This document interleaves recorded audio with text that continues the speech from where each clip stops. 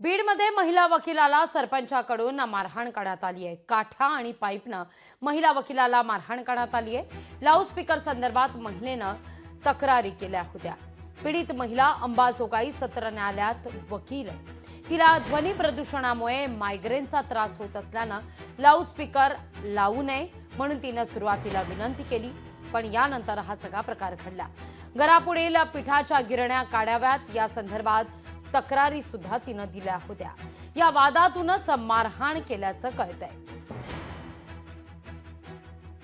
मंदिरावरच्या भोंग्यांची आणि गिरण्यांची तक्रारी ज्या पहिल्या दिलेल्या होत्या वेगवेगळ्या अधिकाऱ्यांच्या समोर, त्याच्यामुळे मला मारहाण झालेली आहे। मला 10 लोक मिळून आलेले होते, त्यातल्या 9 जणांनी मला बेदम मारहाण केलेली आहे। आणि एक जो होता त्यांनी हिला खलास करून टाका, हिला जिवंत सोडू नका असं बोलत होता, घाण शिव्या देत होता आणि मी बेशुद्ध होईपर्यंत मला त्यांनी मारलेले। त्याच्यामुळं आणि हा सरपंच हे पद काही साधन नसतं, सगळ्यांना घेऊन चालायला पाहिजे गावातल्या। तर पहिलं याचं सरपंच पद ह्याचं रद्द करण्यात यावं। ह्या लोकांना अजिबात जामीन मिळून देण्यात येऊ नये। या सगळ्या संदर्भात जितेंद्र आव्हाड यांनी सुरुवातीला ट्विटही केलं। पाहूया आपण काय म्हणतायत ते। अंबाजोगाई सत्र न्यायालयामध्ये वकिली करणाऱ्या महिलेला सरपंच आणि त्याच्या कार्यकर्त्याकडून जबर मारहाण झाली आहे।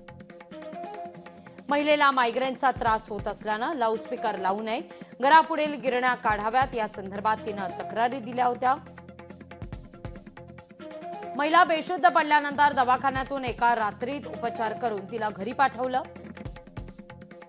सरपंच आणि 10 पुरुषांनी एका वकील महिलेला मारहाण करणं कितपत योग्य हा सवाल आव्हाड उपस्थित करतायत। गावात सरपंचाचा कारभार कसा असेल, कोणत्या पक्षाचा हा सरपंच आहे हा मुद्दा देखील उपस्थित होतोय। या सगळ्या संदर्भात राजकीय वर्तुळातून प्रतिक्रिया सुद्धा उमटतायत। पाहूया आपण। रात्री त्याच्याबद्दलची माहिती मला पोस्ट म्हणजे फोटो आलेले आहेत। मी त्याच्या संदर्भामध्ये एसपी आणि कलेक्टरला सूचना दिलेल्या आहेत।